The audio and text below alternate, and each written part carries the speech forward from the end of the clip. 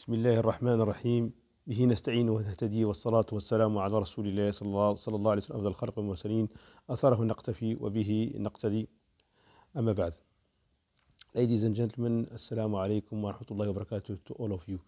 As I promised yesterday, the topic of tonight is olfactory marketing. And thanks to that marketing, actually, we create positive sensations, emotions, and memories. So, the sensory effects create an emotional bond with your customers, which means that they remain linked to to your trade or to your business through that kind of effects. So the olfactory marketing actually is a modern science consisting on using specific aromas in a business environment in order to arouse emotions and influence behavior of visitors as well as consumers and the mood also of the employees who remain positive, I mean, in terms of working and productivity. So, in order to create an olfactory memory and impact through the sense of smell, we have three processes.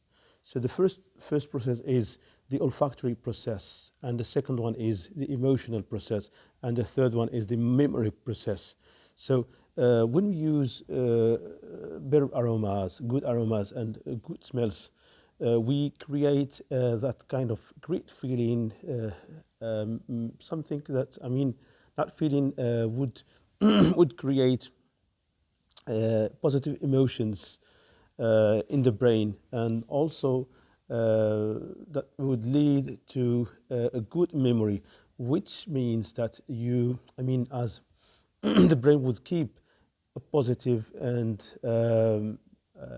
better experience. So, and this is the issue of the olfactory marketing. And each business requires actually different and appropriate aroma to its establishment. So it depends on the philosophy and also on the principles of the item or the product that the business is selling. And for example, if you use aromas like in shops or hypermarkets or in fast food restaurants, and also in some restaurants, and or you know, that kind of aroma, that kind of smell would attract your visitors, and they would prefer to remain and to stay. And as long as they stay, so they would realize, or they would make the act of purchasing. And this is the objective of any business.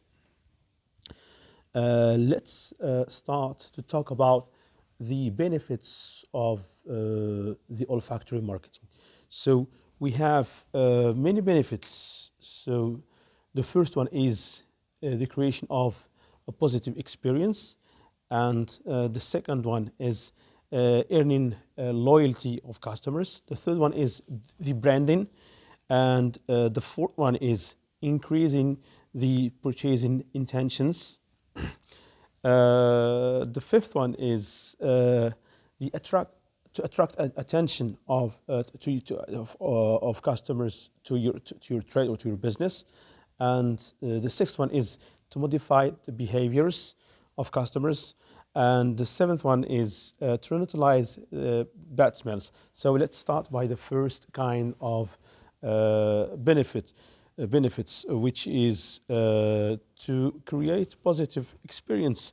So as you may know, because of pleasant aroma, which is used in any business, so that would reduce the stress. And if the stress is reduced, so I mean, that would generate a good memory for positive experience. Second benefit, which is earning loyalty. So by that we can reach that goal by awakening a good shopping memory, like in order to intensify positive memory. So this is the issue. Branding, uh, making making a difference from you and your between you and your competitors by building your brand image, which is based on olfactory marketing, thanks to personalized aromas. So this is what you call the creation of emotional link. So as soon as you smell a special aroma, you see that this aroma, for example, belong to such or such company or to such a business, and this is really useful. So as to, for the notoriety and also for the identity of the brand. The fourth benefit, which is to increase the purchasing intentions. So, in for the olfactory marketing, as I said, the objective is. The objective of the olfactory marketing is to reduce the stress, and if the stress is reduced, that would push customers to stay longer, and as long as they stay longer in your location or in your business, so they have more chances to purchase your items. Also, for the fifth benefit, which is to attract attention of customers to your trade, to your business. So, like for example, if you're walking down the street and as soon as you smell a special aroma, then you recognize. So you see, you would guess that you're nearby. For example, a special shop or a special brand of fast food or ice cream company, and yeah, things like that. And also the sixth benefit, which is to modify the behavior of customers. So even though, for example, the customer, does not have the intention to buy the item, but his behavior would change as soon as he smells, the good perfume or the good aroma of that used by the company, because this is linked by that behavior. That feedback or that behavior, when it changes, this is linked to his brain, which has already recorded a good experience. And as I said before, few minutes ago, that there is a process. There are three processes that are used by the olfactory marketing, which are olfactory process, emotional process, and the memory process. So you have the smell, the good, the better, the good aroma, and then creation of emotion, and after the emotion, so we have a memory. So three steps. Good aroma. So this is the issue of the olfactory marketing. So this is the first process, and the second one is the emotions. So the emotion process, and then the memory process, which makes a good experience that would be recorded by the brain.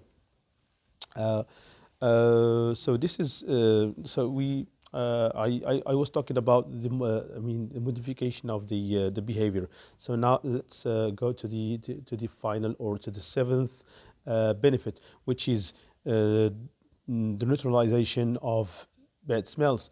And that kind of marketing, which is olfactory marketing, it was used by hotels, coffee shops, and areas where they can have, the smell of cigarettes, which is so strong, and that can, for example, push the some customers who does not smoke to quit or to go out. So when they spray good aroma, so that would attract them to, or that would convince them to stay. And this is really, this is done in such a way that the customer would remain or would stay, but unconsciously. So does not realize that he would not realize that it is his will, but he would do that because he would love to stay, thanks to the olfactory marketing followed by the company. Uh, let's talk about some success stories for some companies that have followed that kind of factory marketing, and they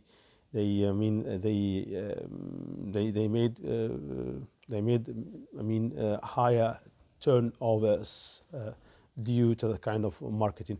I still remember three cases. The first one is the bread of a French brand in France. The name of that brand is Harry's for bread. Second one is Disney in the USA.